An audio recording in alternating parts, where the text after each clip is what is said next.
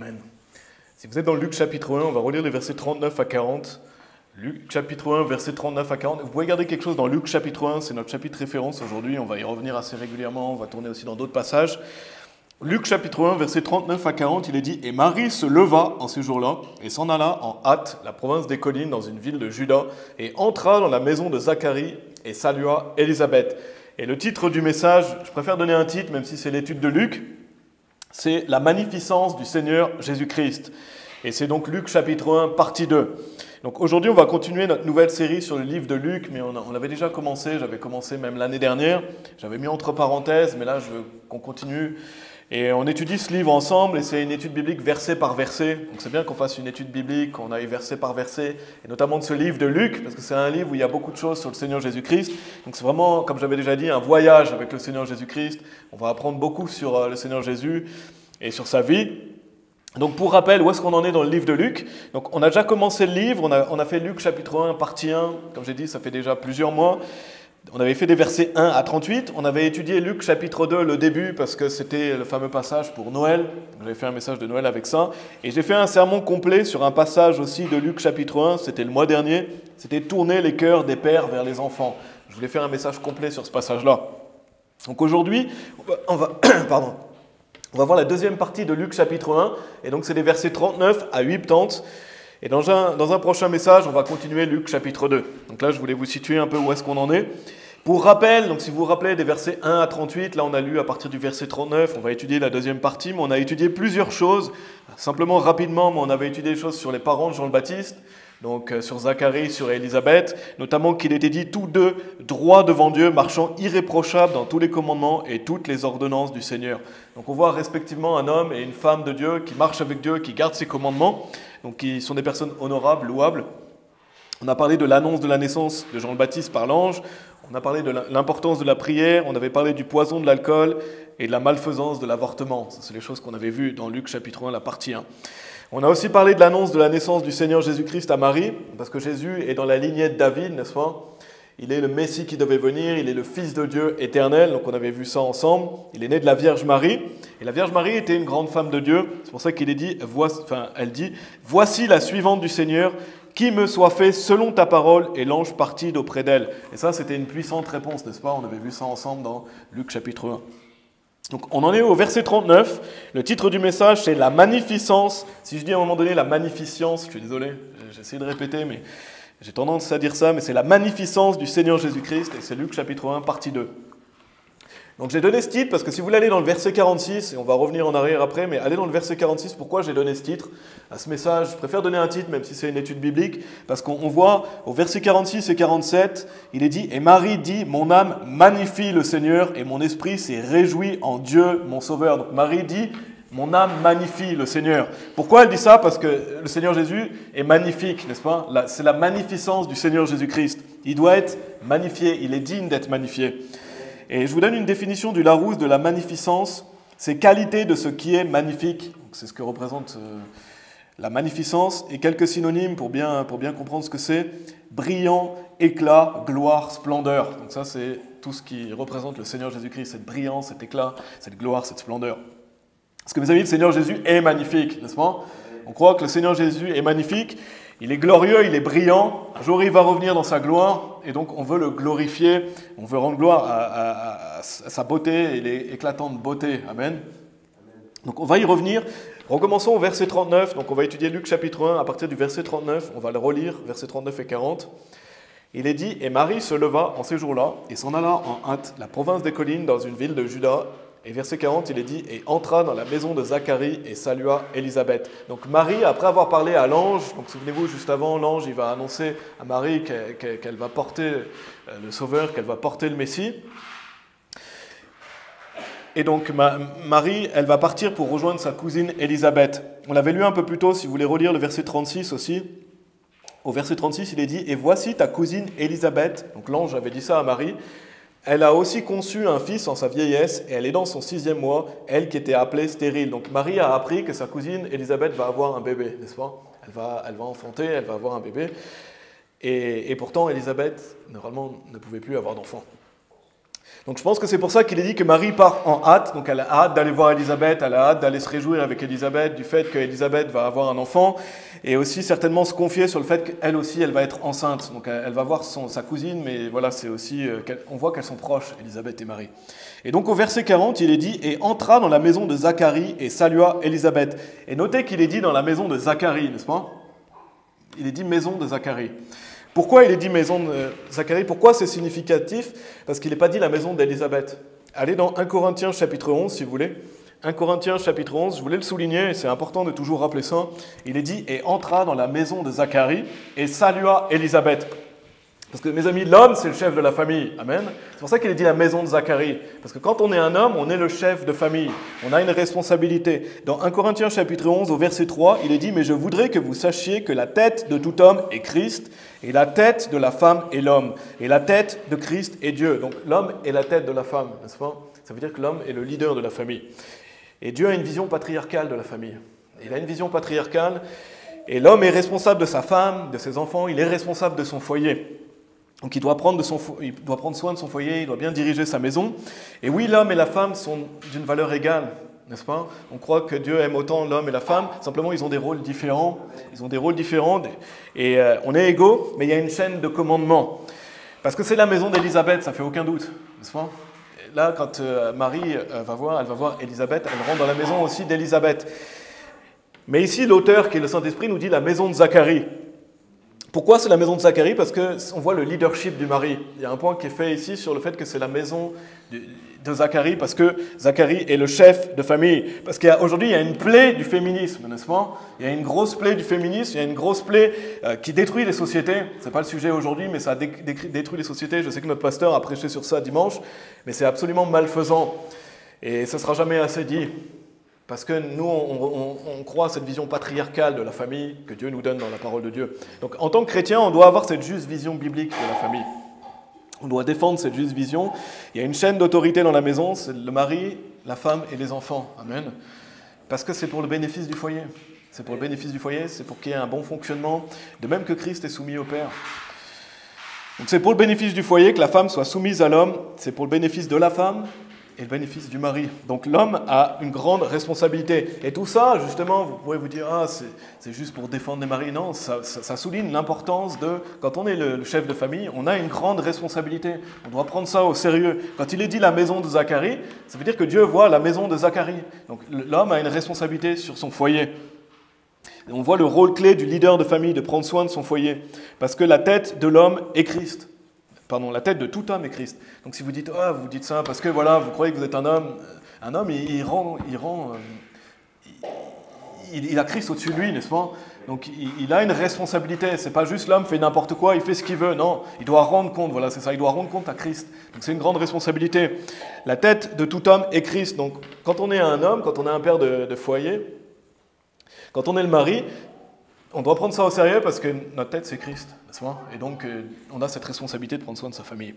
Donc, la Bible dit « Et entra dans la maison de Zacharie et salua Élisabeth ». Donc, on doit prendre ça au sérieux.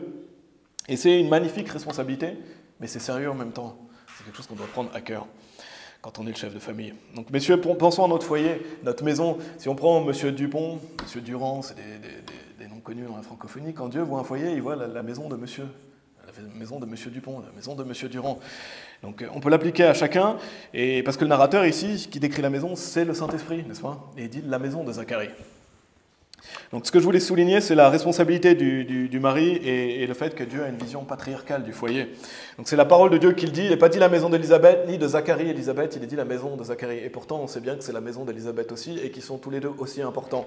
Simplement, le Saint-Esprit nous donne cette indication par l'écrit de Luc pour justement faire le point que Dieu voit la responsabilité de l'homme et il y a une vision patriarcale.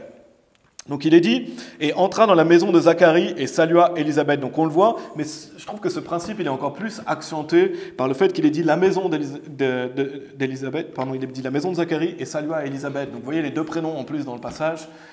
Donc c'est encore plus, ce principe est encore plus souligné.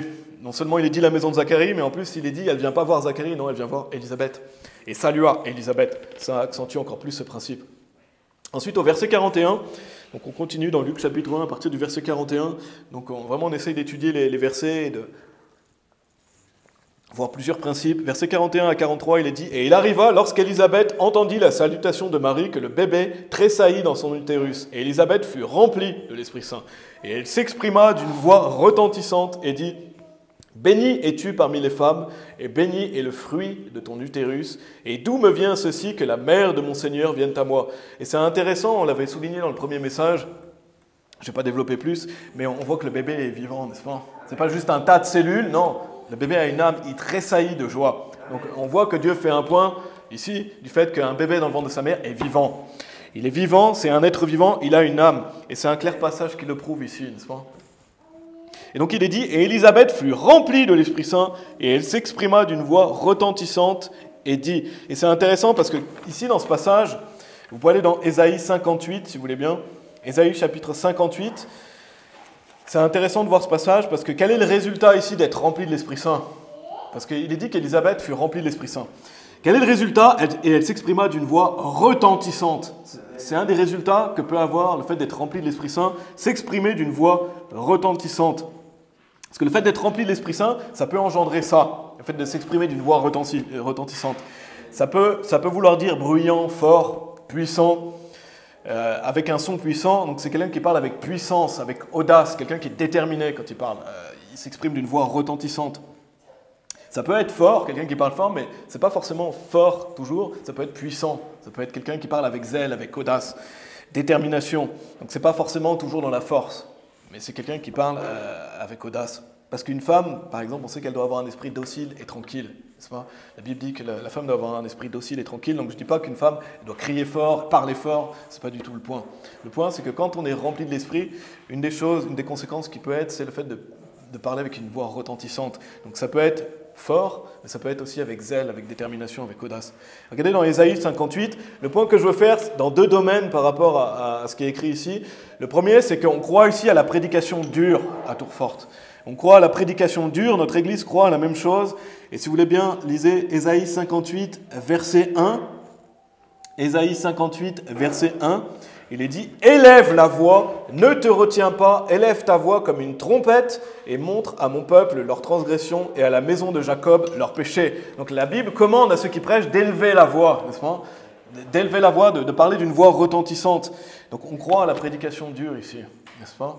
On croit que c'est ce que dit la Bible, on croit qu'on doit prêcher dur.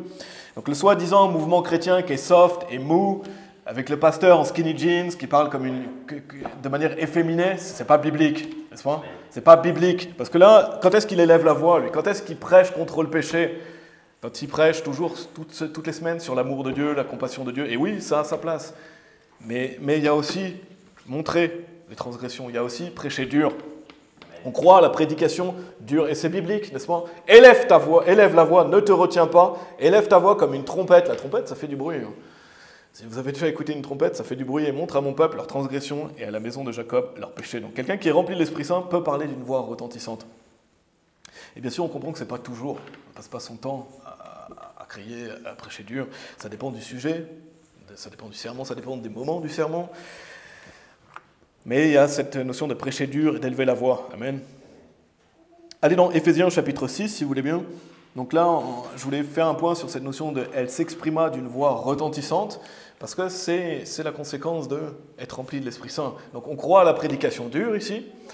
Non seulement ça, mais une autre application qu'on peut faire aussi, c'est qu'on a tous le ministère de réconciliation. Donc si vous êtes dans Éphésiens chapitre 6, au verset 19, il est dit « Et pour moi, que l'élocution puisse m'être donnée, afin que je puisse ouvrir ma bouche hardiment pour faire connaître le mystère de l'Évangile. » Donc le fait d'ouvrir nos bouches avec hardiesse.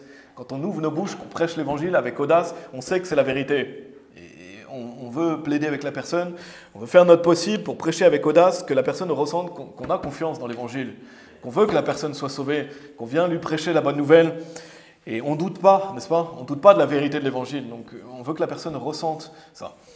Et c'est vraiment une des choses les plus importantes quand on prêche l'Évangile, faire preuve d'audace, de hardiesse.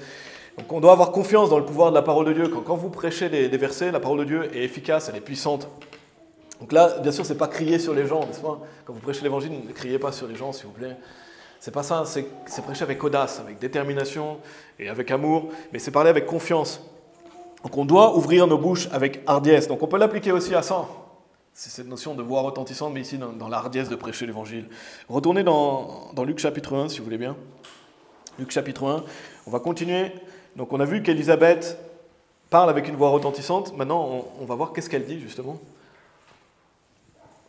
Qu'est-ce qu'elle va dire avec cette voix, justement, retentissante quand elle est remplie d'esprit? Au verset 42, il est dit, « Et elle s'exprima d'une voix retentissante et dit, « Béni es-tu parmi les femmes, et béni est le fruit de ton utérus. Et d'où me vient ceci que la mère de mon Seigneur vienne à moi? Car voici, dès que la voix de ta salutation a résonné à mes oreilles, le bébé a sursauté dans mon utérus, et béni est celle qui a cru, car il y aura une réalisation de ces choses qui lui ont été dites de la part du Seigneur. » Donc qu'est-ce qu'elle va faire? Elle va glorifier Dieu, n'est-ce pas? Quand elle parle d'une voix retentissante, c'est pour glorifier Dieu, c'est pour rendre gloire au Seigneur Jésus, pour rendre gloire à l'œuvre de Dieu. Elle va louer sa venue. Donc c'est prêcher par l'Esprit pour prêcher la parole de Dieu, n'est-ce pas? Et on le voit clairement dans ce passage. Donc on peut comparer ça à prêcher l'Évangile. Quand vous prêchez le Seigneur Jésus-Christ, vous prêchez par l'Esprit, vous prêchez avec audace. Et c'est un des résultats d'être rempli de l'Esprit, d'aller prêcher l'Évangile aux personnes perdues, de prêcher la vérité. Une femme de Dieu qui va prêcher l'Évangile avec audace. Ici on voit que la femme prêche, n'est-ce pas? Nous on croit qu'une femme va prêcher l'Évangile. Elle ne prêchera pas derrière le pupitre, bien sûr, mais elle peut aller prêcher l'Évangile, et même elle doit aller prêcher l'Évangile. Qu'on soit un homme ou une femme, on doit aller prêcher l'Évangile avec amour des personnes perdues. Et donc, à noter aussi, quand la voix de Marie résonne aux oreilles d'Élisabeth, donc le bébé sursaute dans le ventre. Et c'est intéressant aussi parce que ça montre qu'il y a une fusion entre la mère et l'enfant. Quand vous voyez dans ce passage, l'enfant est dans le ventre de la mère, et il y a un lien fort entre la mère et son bébé dans son ventre. Parce que ce que la mère vit, ce qu'elle écoute, ça impacte le bébé. Ça impacte le bébé qui est dans le ventre de la mère. Donc quand on lit des passages comme ça, on peut que louer le fait d'être une mère, n'est-ce pas? On peut que louer le fait d'être une mère et cette fusion entre la mère et le bébé. Nous, qui sommes des hommes, on ne peut pas vraiment comprendre ça, mais porter un bébé pendant 9 mois dans son ventre, on voit cette fusion et on voit que ce qui résonne aux oreilles d'Élisabeth, le bébé sursaute. Donc il y a cette fusion entre la mère et l'enfant. Quand on est un père, des fois on ne réalise pas de la même manière, mais avoir un bébé qu'on porte dans son ventre pendant 9 mois, avec bien sûr les difficultés qui vont avec, qu'on chérit, à qui on pense, qui est toujours avec nous, c'est une sacrée expérience, n'est-ce pas? C'est vraiment une belle expérience. Et après, le bébé vient au monde. On voit un bébé grandir. Il devient un bambin, il devient un enfant, il devient un adulte. Tout ça, c'est des magnifiques choses que Dieu nous a données. Et c'est vraiment une belle expérience. Et on voit dans ce passage que, ce que la mère écoute, il y a un impact sur le bébé. Et il y a cette fusion entre la mère et l'enfant. Allez dans Proverbes chapitre 31, si vous voulez bien. Donc, une bonne mère, elle se soucie de ses enfants, n'est-ce pas? Une bonne mère se soucie de ses enfants, elle en prend soin. Si vous allez dans Proverbes 31, en parlant de la femme vertueuse, en parlant de la femme vertueuse, dans Proverbe 31, au versets 27 et 28, donc c'est un fameux passage, il est dit « Elle surveille bien les agissements de sa maisonnée et ne mange pas le pain de l'oisiveté. Ses enfants se lèvent et l'appellent bénie. Son mari aussi, et il la loue. » Donc une femme qui élève des enfants pour Dieu, elle doit être louée, n'est-ce pas? Elle est bénie. Amen. Elle est louée, elle est bénie. Parce que ici, ça parle de la femme vertueuse qui prend soin de ses enfants, qui élève ses enfants. Ses enfants se lèvent et l'appellent bénie, son mari aussi, et il la loue. Et notre pasteur, il a prêché justement un excellent sermon dimanche sur ça, sur le fait d'honorer nos mères et l'importance de rendre hommage aux mères qui portent des enfants, qui élèvent des enfants, et du travail que ça demande. Il est dit, ne mange pas le pain de l'oisiveté, ça demande du travail. Retournez dans Luc chapitre 1. Donc ici, Élisabeth loue Dieu, elle se réjouit de l'accomplissement de ce qui a été dit. Ensuite, Marie va répondre à partir du verset 46. Donc là, on a vu Élisabeth qui parle. Je voulais faire plusieurs applications, plusieurs choses que je veux souligner aujourd'hui. Bien sûr, il y a encore plus de choses à dire. Mais on va continuer le chapitre dans Luc chapitre 1 à partir du verset 46.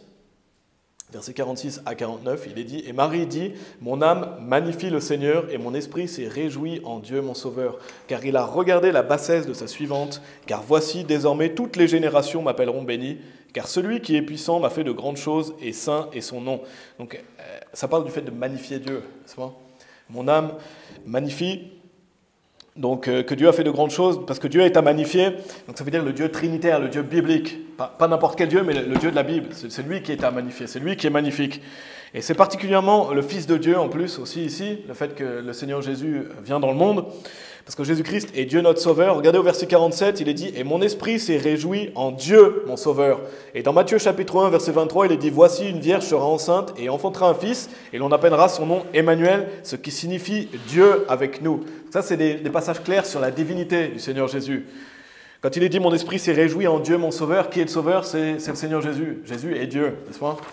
Et il y a plein de passages comme ça qui prouvent la divinité de Jésus-Christ. Ça en fait partie, ici dans Luc chapitre 1, dans Matthieu chapitre 1. Jésus est Dieu manifesté dans la chair. Et donc il est dit « Mon âme magnifie le Seigneur ». Donc ça magnifie le Père qui a envoyé le Fils. Que le Père a envoyé le Fils, que le Fils est venu pour nous. Le fait que Dieu est notre Sauveur et que le Seigneur Jésus est venu dans la chair par la Vierge Marie. Donc c'est pour ça que j'ai appelé le message « La magnificence du Seigneur Jésus-Christ ». Et c'est le résultat de l'Esprit Saint qui parle ici. Le fait de magnifier le Seigneur. Le fait de rendre gloire à Dieu. Allez dans Actes chapitre 4, si vous voulez bien. Actes chapitre 4, je vais vous lire Psaume 34 au verset 3. Il est dit « Oh, magnifiez le Seigneur avec moi et exaltons son nom ensemble ». Donc on doit magnifier le Seigneur Jésus et l'exalter ensemble. Amen. C'est pour ça qu'on chante, c'est pour ça qu'on prie, c'est pour ça qu'on se réunit, c'est pour ça qu'on va prêcher l'Évangile. Toutes ces choses, prêcher son nom aux personnes perdues, c'est magnifier le Seigneur, c'est magnifier son œuvre, c'est rendre accessible l'œuvre du Seigneur Jésus et que les gens deviennent enfants de Dieu. Ça magnifie le Seigneur, ça loue Dieu. Parce que chaque personne qui va aller au paradis va magnifier le Seigneur, n'est-ce pas? Toute personne qui va aller au paradis va dire c'est grâce à Dieu que je suis là. Et donc ça magnifie le Seigneur. Plus on a de convertis, plus ça magnifie le Seigneur. Et quoi qu'il arrive, le Seigneur est magnifié, mais ça magnifie le Seigneur d'aller lui porter du fruit. Donc notre priorité ici à Tourfort Baptiste, c'est le fait d'aller évangéliser, n'est-ce pas? On doit toujours garder cette priorité, je sais qu'on la garde ensemble, mais c'est le fait de prêcher le Sauveur, le Seigneur Jésus, ça magnifie son nom dans Actes chapitre 4, si vous y êtes, on va lire le verset 12. Donc on doit continuer à le faire. On a fini 3 mois, Dieu soit loué, on doit continuer à le faire, on doit continuer à prêcher l'Évangile, parce qu'il est dit d'ailleurs, il n'y a de salut en aucun autre, car il n'y a aucun autre nom sous le ciel donné parmi les hommes par lequel nous devons être sauvés. Il n'y a pas d'autre nom pour sauver. On le sait, n'est-ce pas? Mais il n'y a pas d'autre nom que de prêcher le Seigneur Jésus-Christ pour que les gens soient sauvés. Et je ne vais pas trop développer ça dans ce message, mais cette importance d'aller évangéliser, on le voit même dans Luc chapitre 1. Dans Luc, Marie peut dire en Dieu mon sauveur parce que Marie est sauvée, mais on veut que les gens disent la même chose, qu'ils se réjouissent en Dieu leur sauveur. Autre chose que je ne vais pas trop développer aussi, mais que je veux souligner dans ce message, c'est que Marie, elle dit « Et mon esprit s'est réjoui en Dieu mon sauveur ». Vous savez ce que ça veut dire? Ça veut dire que Marie avait besoin d'un sauveur, n'est-ce pas? Marie avait besoin d'être sauvée. Donc ça détruit complètement en un seul verset la fausse doctrine. C'est une doctrine abominable des catholiques qui dit l'immaculée conception. Je ne sais pas si vous connaissez cette doctrine, mais c'est une fausse doctrine catholique. Je vais vous lire un petit passage que j'ai pris sur ce sujet, si vous n'êtes pas familier avec ça. Mais c'est ce qu'enseigne l'Église catholique, malheureusement. La bienheureuse Vierge Marie a été au premier instant de sa conception par une grâce, et ce n'est pas la Bible, hein. Je vous le rappelle, ça c'est une doctrine catholique, hein. Par une grâce et une faveur singulière du Dieu Tout-Puissant en vue des mérites de Jésus-Christ, sauveur du genre humain, préservé intact de toute souillure du péché originel. Et ça c'est ce que dit l'Église catholique. Et au final, elle serait soi-disant sans nature pécheresse. Marie serait sans péché, par une grâce et une faveur singulière du Tout-Puissant, c'est ce qui est dit dans ce passage-là. Et ça, c'est un mensonge, c'est contraire à la Bible, n'est-ce pas? La Bible dit que Marie s'est réjouie en Dieu, mon sauveur. Elle applique, c'est mon sauveur. J'ai besoin d'un sauveur. Sauvé de quoi? Sauvé de l'enfer, sauvé de ses péchés, n'est-ce pas? Donc Marie était une femme pécheresse comme tout le monde, elle avait besoin d'un sauveur. Et ça détruit, ça tranche cette fausse doctrine catholique. Dès qu'on écoute ça, on devrait fuir loin de l'Église catholique, n'est-ce pas? Et malheureusement, ça va bien plus loin avec Marie dans l'Église catholique. Simplement, je voulais souligner ça. Et des catholiques qui croient que Marie fait partie de leur salut. Donc l'Église catholique est une fausse religion qui enseigne un faux salut. Et ça enseigne tout un tas de non-sens comme celui-là. Non, Marie était pécheresse, comme chacun d'entre nous. C'était une femme pécheresse qui a eu cette grâce d'enfanter du Seigneur Jésus, mais elle avait besoin de Dieu, son sauveur. Et on a besoin de Dieu, notre sauveur. Donc croyons en la Bible, mes amis. Vous ne pouvez pas croire en la Bible et croire en l'Église catholique. C'est pas possible. Et il faut croire dans la Bible, bien sûr. Alors, retournez dans Luc chapitre 1, si vous voulez bien. Luc chapitre 1. Donc on voit à travers Luc chapitre 1, il y a plein de doctrines dans ce passage. Vous voyez, il y a beaucoup de doctrines qu'on peut faire, beaucoup de choses différentes à voir, mais ici on voit clairement que Marie avait besoin d'un sauveur. Et qu'en plus, qui est le sauveur? Le Seigneur Jésus. Et Dieu mon sauveur, le Seigneur Jésus est Dieu. C'est rempli de doctrines dans Luc chapitre 1. Continuons à partir du verset 50. Verset 50 à 55. Il est dit, et sa miséricorde est sur ceux qui le craignent de génération en génération. Il a montré la vigueur de son bras, il a dispersé les orgueilleux dans l'imagination de leur cœur, il a fait tomber les puissants du haut de leur siège et a élevé ceux de basse condition. Il a rassasié l'affamé de bonnes choses, et le riche, il l'a renvoyé à vif. Il a aidé son serviteur Israël en souvenir de sa miséricorde, comme il avait parlé à nos pères, à Abraham, et à sa semence pour toujours. Et là, il y a encore plein de choses à dire, je vais simplement souligner certaines choses. Donc, première chose, il est dit, et sa miséricorde est sur ceux qui le craignent de génération en génération. Parce que pour être sauvé, il faut avouer, il faut reconnaître qu'on mérite d'aller en enfer, n'est-ce pas? Il faut avoir une crainte d'aller en enfer. En tout cas, il faut avoir une crainte des conséquences de nos péchés. Je pense qu'il y a des gens qui sont plus sauvés par la crainte de l'enfer, d'autres qui sont plus sauvés par la volonté d'aller au paradis. Quoi qu'il arrive, il faut reconnaître qu'on mérite d'aller en enfer. Et donc, il faut craindre Dieu. Il faut craindre la punition de nos péchés, le fait qu'on est pécheur, et donc c'est une crainte de Dieu. On ne peut pas être sauvé si on n'a pas la crainte de la conséquence de nos péchés, reconnaître qu'on est pécheur, la volonté d'aller au paradis. Parfois, des personnes, c'est plus par la peur de l'enfer, la crainte de l'enfer, etc. Mais il y a une crainte de Dieu. Pour bénéficier de sa miséricorde éternelle du salut, il faut cette crainte, n'est-ce pas? Il faut le craindre. Ensuite, il est dit, il a montré la vigueur de son bras, il a dispersé les orgueilleux dans l'imagination de leur cœur. Donc ça peut symboliser le salut aussi, parce que c'est le bras de Dieu qui nous sauve. Plusieurs fois dans la Bible, il y a cette mention du fait que le bras de Dieu nous sauve. C'est une image du salut. Si on applique ce verset au salut aussi, il est dit, il a dispersé les orgueilleux dans l'imagination de leur cœur. Ceux qui croient dans un salut par les œuvres, ils sont dispersés dans l'imagination de leur cœur. Ils imaginent dans leur cœur qu'ils vont réussir à aller au paradis par leur propre mérite. Certains, plus que d'autres, il y a des gens qui sont perdus, qui sincèrement veulent faire le bien, pensent que c'est ça. Bien sûr, ils ne peuvent pas y arriver comme ça. Généralement, ces gens-là finissent par être sauvés, peut-être qu'ils veulent vraiment aller au paradis. Mais les gens qui veulent être sauvés par leurs œuvres, ils sont dispersés dans l'imagination de leur cœur, n'est-ce pas? Parce qu'ils sont orgueilleux, ils croient mériter leur place. Quand vous prêchez l'évangile à quelqu'un et qui dit non, moi je veux y aller par les œuvres, c'est l'orgueil. C'est l'orgueil de vouloir gagner sa place au paradis. Et donc quand il est mention des orgueilleux ici, ceux qui croient dans un salut par les œuvres, ils sont dispersés dans l'imagination de leur cœur. Donc ceux qui veulent être sauvés, ils vont trouver, souvent ceux qui veulent être sauvés par leurs œuvres, ils vont trouver un verset hors contexte et ils vont appuyer quasiment toute leur doctrine sur ce verset ou d'autres versets. Ils vont sortir un verset qui, soi-disant pour eux, dit qu'on est sauvé par les œuvres. Et c'est souvent les mêmes qui reviennent. Jacques chapitre 2, Matthieu chapitre 7, etc. Parce qu'ils sont enseignés par des faux prophètes.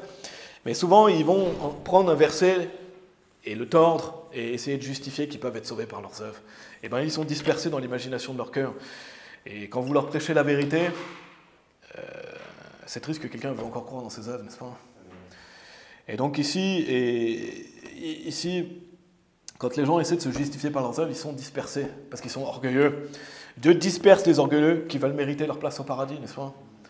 Dieu les disperse, et ils vont venir avec leur doctrine et essayer de l'appuyer sur la Bible, et de tordre les Écritures, et de rester focalisés sur certains versets. Mais il y en a, ils ne veulent pas changer, n'est-ce pas? Ils ne veulent pas changer parce qu'ils veulent être sauvés par leurs œuvres.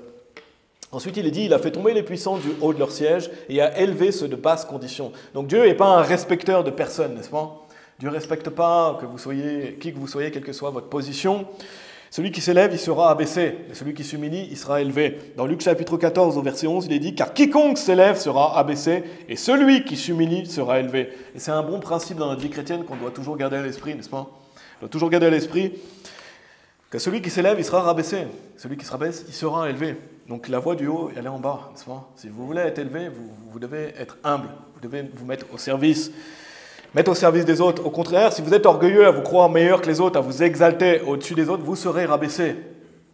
Vous serez rabaissé parce qu'il a fait tomber les puissants du haut de leur siège et a élevé ceux de basse condition. Car quiconque s'élève sera abaissé et celui qui s'humilie sera élevé. Allez dans Luc chapitre 6, si vous voulez bien.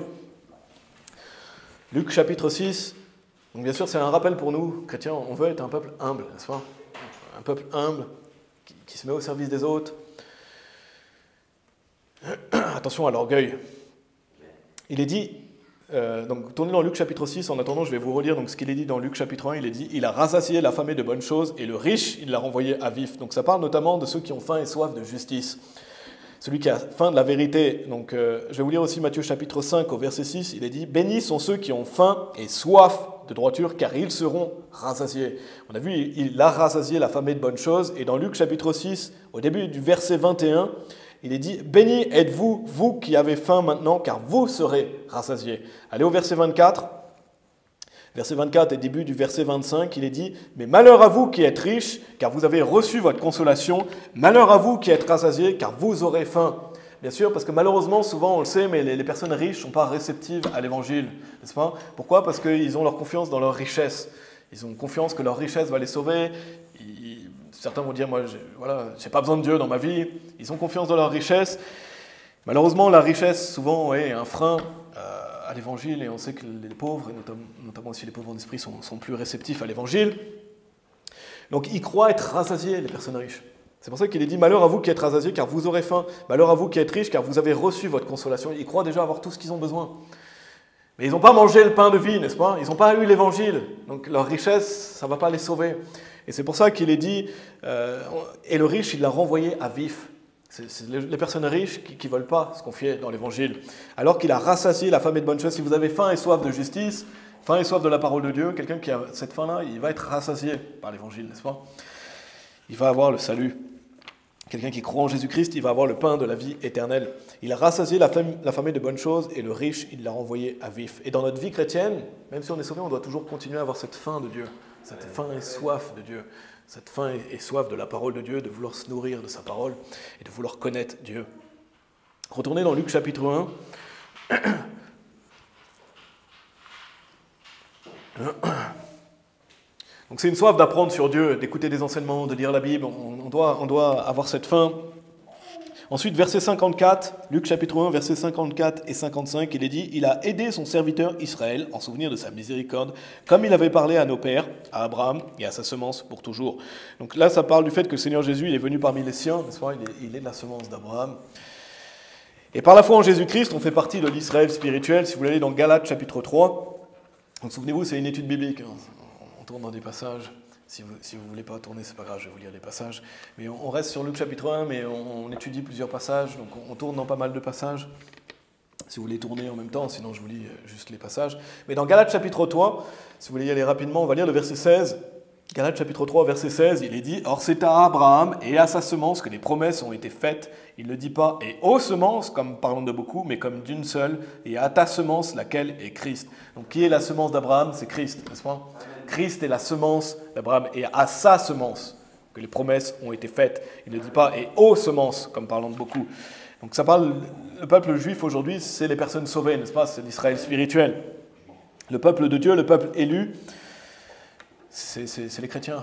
On est élus parce qu'on a cru en Jésus-Christ. Regardez au verset 29, Galates chapitre 3, toujours, après on retournera dans Luc chapitre 1. Il est dit « Et si vous êtes de Christ, alors vous êtes la semence d'Abraham et héritier selon la promesse. » Donc c'est assez clair, n'est-ce pas? Une fois qu'on est sauvé, on est de la semence d'Abraham. On est de cette semence, on fait partie de la semence d'Abraham. Amen. Luc chapitre 1, on continue, on doit avancer. Regardez au verset 56.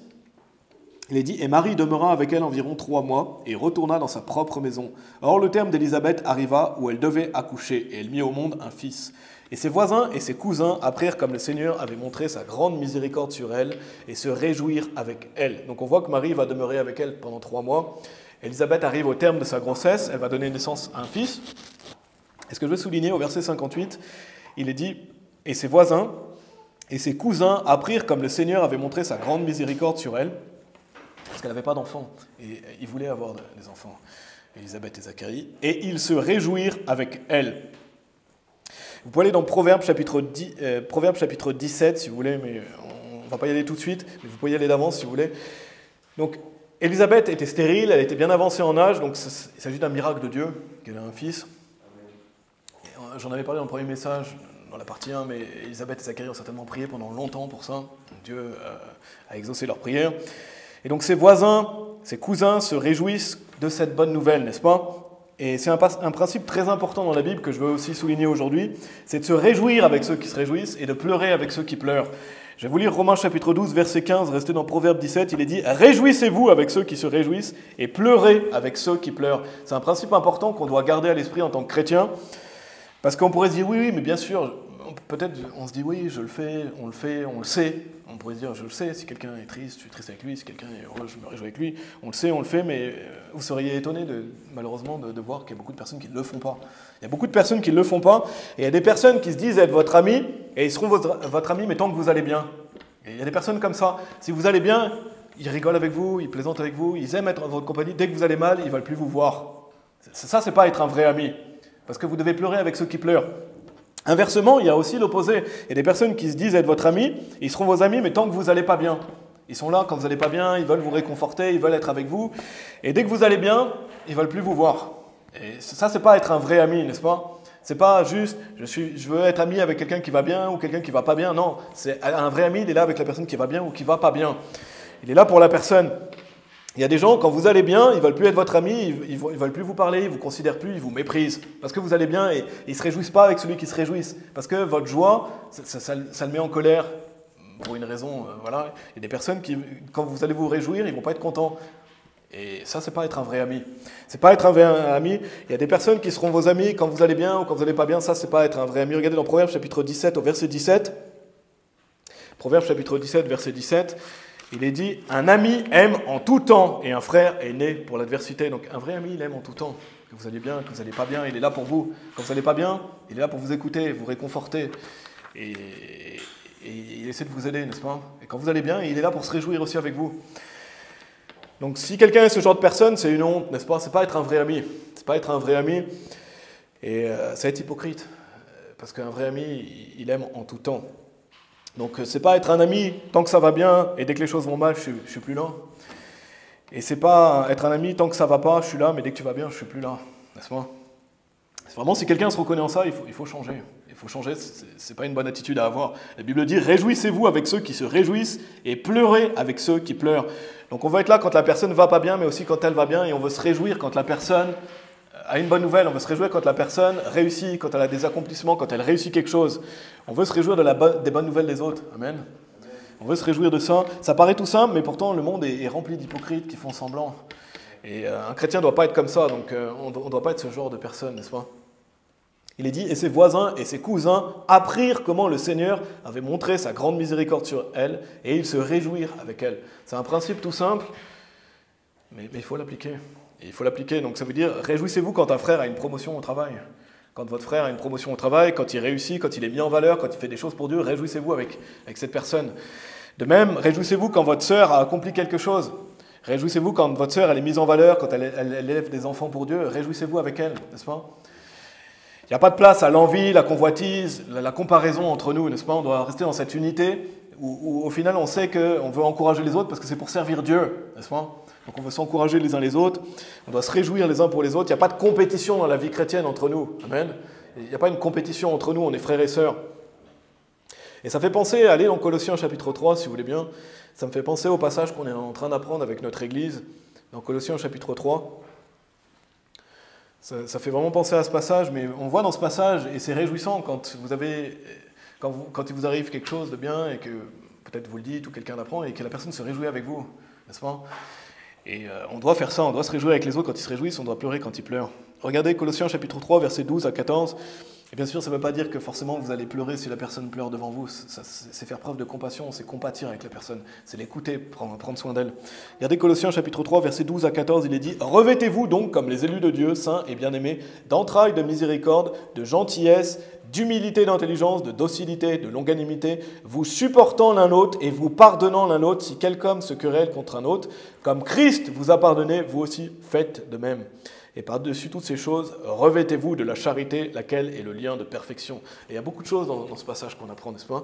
Mais il est dit de se revêtir de ça, cette miséricorde, cette gentillesse, cette docilité, justement pour être capable de se réjouir avec les autres, d'avoir compassion des autres, être gentil l'un envers l'autre.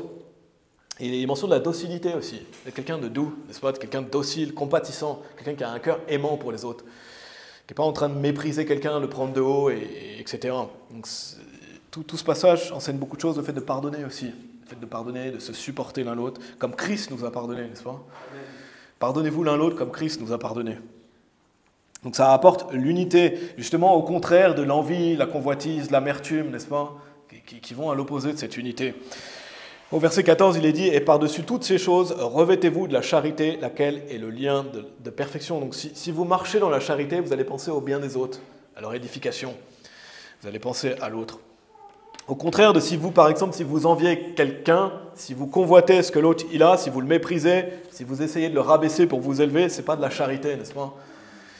Et je ne vais pas développer plus, je ferai un message sur la charité prochainement, sûrement, parce que c'est vraiment un sujet important. Et ce verset 14, il est vraiment magnifique dans Colossiens chapitre 3. Et par-dessus toutes ces choses, revêtez-vous de la charité, laquelle est le lien de perfection. Donc le point, je pense que vous pouvez retourner dans Luc chapitre 1. Oui, retournez dans Luc chapitre 1. Le point que je veux faire, On doit se réjouir avec ceux qui se réjouissent et pleurer avec ceux qui pleurent. Donc on doit être, comme on a vu, un ami en tout temps. Et pas le genre d'ami qui est là juste quand les gens vont pas bien ou juste quand ils vont bien, n'est-ce pas? On doit pleurer avec ceux qui pleurent et écouter ceux qui souffrent, leur apporter du soutien, du réconfort et vraiment les écouter aussi, n'est-ce pas? Si quelqu'un vit quelque chose de difficile, c'est important de prendre le temps d'écouter la personne et pas tout de suite, au bout de 30 secondes, commencer à parler de vous et parler 10 minutes de ce que... Non, laissez la personne aussi parler, écoutez la personne. C'est pas pour nous élever nous-mêmes, c'est par compassion, par amour. On l'a vu, Proverbe 17, verset 17, un ami aime en tout temps et un frère est né pour l'adversité. Donc continuons Luc chapitre 1. Luc chapitre 1, verset 59, on en est. Il est dit, et il arriva qu'au 8e jour, ils vinrent pour circoncire l'enfant, et ils l'appelèrent Zacharie, d'après le nom de son père. Et sa mère répondit et dit, non pas ainsi, mais il sera appelé Jean. Et ils lui dirent, il n'y a personne de ta parenté qui soit appelé par ce nom. Donc Jean le Baptiste va être circoncis, donc là on voit qu'il est né. Ils vont appeler l'enfant Zacharie, mais on voit qu'Élisabeth va dire non, l'appelez pas Zacharie, il sera appelé Jean. Mais vu que personne n'a ce prénom dans sa parenté, donc ils vont se tourner vers le père, regardez au verset 62. Et ils firent des signes à son père, comment voulait-il qu'il fût appelé? Et il demanda une tablette et écrivit disant son nom est Jean. Et ils furent tous surpris, et immédiatement sa bouche fut ouverte et sa langue fut dénuée, et il parlait et louait Dieu. Souvenez-vous que Zacharie, il était muet, donc l'ange avait permis qu'il soit muet pour son manque de foi, notamment parce qu'il parlait d'une manière critique à l'annonce de l'ange, donc il a été rendu muet pendant cette période-là, sa langue se délie, il est capable de parler. Donc il va écrire sur une tablette, après il est rendu capable de parler, il est dit, et immédiatement sa bouche fut ouverte et sa langue fut déliée. Et donc il va parler, louer Dieu, au moment où justement sa plaie est terminée, donc ça veut dire qu'il est guéri. Regardez au verset 65. Verset 65, il est dit « Et la crainte vint sur tous ceux qui demeuraient autour d'eux, et tous ces dires se propagèrent de tous côtés dans toute la province des collines de Judée, et tous ceux qui les entendirent les mirent dans leur cœur, disant « Que sera donc cet enfant ?» Et la main du Seigneur était avec lui. Donc on voit que cet événement, il a marqué beaucoup de personnes. Il est dit « Tous ces dires se propagèrent de tous côtés dans toute la province des collines de Judée. » Donc il y a beaucoup de personnes qui ont pu entendre parler de ça. De la naissance de Jean le Baptiste, parce que Jean le Baptiste est venu en plus pour préparer la venue du Seigneur Jésus-Christ, enfin c'est le ministère qu'il a eu. Il tournait les gens vers le Seigneur Jésus et préparait un peuple prédisposé à Dieu. Donc ça contribue à répandre l'évangile, n'est-ce pas? Là, on voit, ça a clairement contribué à ça. Ils en ont entendu parler. Et chacun d'entre nous, c'est ce qu'on veut, n'est-ce pas? Être utilisé par Dieu pour répandre l'évangile. On veut que Dieu nous utilise selon nos capacités pour justement propager cette bonne nouvelle et que ce soit connu, n'est-ce pas? Et Dieu nous utilise pour ça. Et Dieu nous utilise pourquoi? Pour son royaume. Pour qu'on tourne les gens vers le Seigneur Jésus-Christ, pour tourner les gens vers le Seigneur Jésus-Christ. Et il est dit à la fin du verset 66, « Et la main du Seigneur était avec lui. » Donc on voit que la main de Dieu était avec Jean le Baptiste. Et allez au verset 80, mais on va y revenir après, parce qu'il est aussi dit, « Et l'enfant grandissait et se fortifiait en esprit, et il était dans les déserts jusqu'au jour de sa manifestation à Israël. » Et ça, c'est ce qu'on veut pour nos enfants, n'est-ce pas? On veut que la main du Seigneur soit avec nos enfants. On veut que la main du Seigneur soit avec eux. On veut que nos enfants grandissent et se fortifient en esprit. On ne veut pas par contre qu'ils aillent forcément dans le désert, mais on veut qu'ils grandissent par l'esprit. Allez dans Éphésiens chapitre 6, à ce sujet. Éphésiens chapitre 6. Donc chacun d'entre nous, on veut que la main du Seigneur soit avec eux, donc qu'ils aient la faveur de Dieu, n'est-ce pas? On veut qu'ils aient la faveur de Dieu, qu'ils soient bénis, qu'ils soient guidés, protégés. Et comment la main du Seigneur peut être avec nos enfants? Un des versets qu'on peut lire à ce sujet dans Éphésiens chapitre 6 au verset 4, pour nous parents, et notamment ça s'adresse aux pères, il est dit « Et vous, pères, ne provoquez pas vos enfants au courroux, mais élevez-les dans l'instruction et l'admonition du Seigneur. » Donc comment on peut contribuer à ça, que nos enfants aient la faveur de Dieu, les élever dans l'instruction et l'admonition du Seigneur, n'est-ce pas? Et en anglais c'est « nurture ». Qu'est-ce que ça veut dire? Ça veut dire prendre soin. Ça veut dire qu'on doit prendre soin, encourager, être attentionné, aimer. Ça, c'est ce qu'on doit faire à nos enfants. Un père, notamment ici, mais aussi, bien sûr, une mère. Et l'admonition, c'est le fait d'avertir, de réprimander, de discipliner. Donc, dans l'instruction et l'admonition du Seigneur. Si on veut que la main du Seigneur soit avec nos enfants, on doit prêter attention à ça. On doit prendre soin d'eux et les diriger dans le droit chemin. Retournez dans Luc chapitre 1, si vous voulez bien. Et on voit qu'ici, la main du Seigneur était avec Jean le Baptiste. Et ses parents l'ont certainement vraiment bien élevé, n'est-ce pas? Pour élever un Jean le Baptiste, ils ont dû fournir les efforts nécessaires. Et l'enfant grandissait et se fortifiait en esprit, et il était dans les déserts jusqu'au jour de sa manifestation à Israël. On revient dans le verset 80 après, verset 80. Donc finissons par les versets 67 à 79, donc on va les étudier assez rapidement. Verset 67, il est dit « Et son père Zacharie fut rempli de l'Esprit Saint et prophétisa, disant « Béni soit le Seigneur Dieu d'Israël, car il a visité et racheté son peuple, et nous a suscité une corne de salut dans la maison de son serviteur David. » Donc on peut dire le fait que Dieu a visité et racheté son peuple, donc par le fait qu'il ait envoyé le Seigneur Jésus-Christ, n'est-ce pas? Il est venu parmi les siens, il est venu nous sauver, il s'est incarné sur terre, et il est la corne du salut. Il est un des descendants de David. Et verset 70, il est dit, comme il en avait parlé par la bouche de ses saints prophètes, qui ont été depuis le commencement du monde, que nous devions être sauvés de nos ennemis et de la main de tous ceux qui nous haïssent. Et je vais vous lire un verset, resté dans Luc chapitre 1, mais dans Actes chapitre 10, au verset 43, il est dit, de lui, tous les prophètes témoignent que par le moyen de son nom, quiconque croit en lui recevra la rémission des péchés. Donc, tous les prophètes de l'Ancien Testament prêchaient le salut par la grâce, par le moyen de la foi, et ils témoignaient du Seigneur Jésus-Christ, de la venue future du Messie dans l'Ancien Testament. Donc un bon moyen de lire la Bible, on ne doit pas oublier ça, un bon moyen de lire la Bible, c'est de chercher le Seigneur Jésus-Christ dans les Écritures, n'est-ce pas? Il y a beaucoup d'images du Seigneur Jésus-Christ, il y a des apparitions du Seigneur Jésus-Christ, ça parle de la venue du Seigneur Jésus-Christ, tout pointe vers le Seigneur Jésus-Christ, et donc c'est un bon moyen de lire la Bible, de chercher le Seigneur Jésus-Christ dans les Écritures, parce que les Écritures témoignent de lui. Donc l'Ancien Testament nous pointe vers la venue future du Seigneur Jésus-Christ. C'est pour ça que quelqu'un qui ne croit pas en Jésus-Christ, il est aveugle spirituellement. Il a un voile sur les yeux. Regardez verset 72, Luc chapitre 1, verset 72, il est dit « Pour exécuter la miséricorde promise à nos pères et se souvenir de sa sainte alliance, le serment qu'il a juré à Abraham notre père, qu'il nous accorderait qu'étant délivrés de la main de nos ennemis, nous puissions le servir sans crainte. » Donc Dieu avait promis la venue future du Messie, on l'a lu dans Galates chapitre 3 aussi, que Christ est la semence d'Abraham, que nous puissions le servir sans crainte. Et il est dit au verset 75, en sainteté et droiture devant lui tous les jours de notre vie. Donc il y a beaucoup de choses résumées dans ce passage. La chose que je veux souligner, c'est que bien sûr on doit servir Dieu en droiture et sainteté, mais pour combien de temps? Pour combien de temps on doit servir Dieu? Est-ce que c'est une semaine, un mois, une année? Non, n'est-ce pas? C'est dit tous les jours de notre vie. Amen. On doit servir Dieu tous les jours de notre vie, continuer à le servir. La vie chrétienne, on l'a dit de multiples fois, mais c'est un marathon. C'est sur le long terme. Comment servir Dieu en sainteté et droiture devant lui? Donc tout ça, ça se fait par amour de Dieu. Il est dit que nous puissions le servir sans crainte, en sainteté et droiture devant lui tous les jours de notre vie. Donc tous les jours de notre vie. On va finir à partir du verset 76. Donc on va finir Luc chapitre 1, à partir du verset 76, il est dit « Et toi, enfant, tu seras appelé le prophète du Plus-Haut », donc en parlant de Jean-Baptiste, « car tu iras devant la face du Seigneur pour préparer ses chemins, pour donner la connaissance du salut à son peuple, par la rémission de leurs péchés, par la tendre miséricorde de notre Dieu, par laquelle l'aube du jour d'en haut nous a visités, pour donner la lumière à ceux qui sont assis dans l'obscurité et dans l'ombre de la mort, pour guider nos pieds dans le chemin de la paix. » Et donc on avait lu le verset 80, « Et l'enfant grandissait et se fortifiait en esprit, et il était dans les déserts. » Jusqu'au jour de sa manifestation à Israël. Donc on voit que Jean le Baptiste prêche le salut, n'est-ce pas? La lumière de l'Évangile, et ça permet d'être pardonné de nos péchés, d'être délivré de l'enfer, d'être en paix avec Dieu. Et donc aujourd'hui on a étudié Luc chapitre 1, partie 2, donc cette notion de la magnificence. Je vous ai dit, c'est un titre que j'ai donné, je préfère donner un titre parce qu'on retrouve ça, mais on a vu plusieurs choses dans ce passage, et il y a beaucoup de choses à dire encore. C'est un passage où il y a beaucoup de doctrines, comme on a pu voir. Mais une chose qu'on peut retenir à travers tout ça aussi, bien sûr, c'est que tout tourne autour de la venue du Seigneur Jésus-Christ, n'est-ce pas? Et le fait qu'ils annonçaient sa venue, dans l'Ancien Testament, et que dans le Nouveau Testament, on regarde en arrière le fait qu'il est venu, parce qu'il est notre raison de vivre, n'est-ce pas? Pourquoi on dit la magnificence du Seigneur Jésus-Christ? Parce qu'il est magnifique et il est notre raison de vivre. Quand on va faire le souper du Seigneur, on va faire ça en mémoire de lui. Quand on va célébrer Pâques, on va célébrer le fait qu'il est ressuscité, qu'il est revenu à la vie, parce qu'il est la vie, n'est-ce pas? Il est notre vie, il est notre raison de vivre. Donc ce passage en Luc chapitre 1 met beaucoup ça en valeur, n'est-ce pas? L'éclat, la brillance du Seigneur Jésus-Christ et le fait que Jean le Baptiste était un prophète. Mais pourquoi Jean le Baptiste est mis en valeur aussi? Parce qu'il a annoncé la venue du Seigneur Jésus-Christ, n'est-ce pas? Et il tournait les gens vers le Seigneur Jésus-Christ. Il est dit pour donner la lumière à ceux qui sont assis dans l'obscurité et dans l'ombre de la mort. Et c'est un puissant passage parce que quand on va prêcher l'évangile, c'est ce qu'on va faire, n'est-ce pas? Les gens, ils sont dans l'obscurité, ils sont dans l'ombre de la mort. Et donc on leur donne la lumière, n'est-ce pas? Parce que Jésus est la lumière du monde. Donc ce passage aussi souligne encore l'importance de l'évangélisation, l'importance d'aller prêcher l'évangile.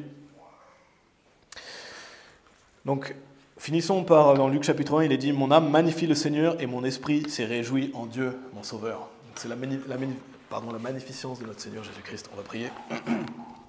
Merci Père, merci pour Luc chapitre 1, merci Seigneur pour ces passages qui sont vraiment remplis de doctrine, Seigneur, il y a beaucoup de choses. Et j'ai seulement enseigné certaines choses, Seigneur, et il y a tellement à apprendre, et tellement de choses, même qui font référence aussi à l'Ancien Testament. Merci pour le fait que le Seigneur Jésus est venu dans le monde, Seigneur. Merci pour le fait qu'il est Dieu, et pour le fait qu'il est venu nous visiter, Seigneur, qui est venu sur terre nous sauver. Merci Père pour le salut gratuit. Merci pour...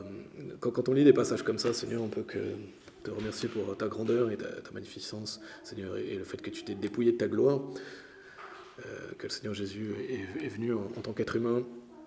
Merci Père, je prie pour que tu puisses nous élever, Seigneur, pour nous qui avons des enfants, à élever des enfants pour toi, à bien faire les choses, Seigneur, et qui puissent te magnifier.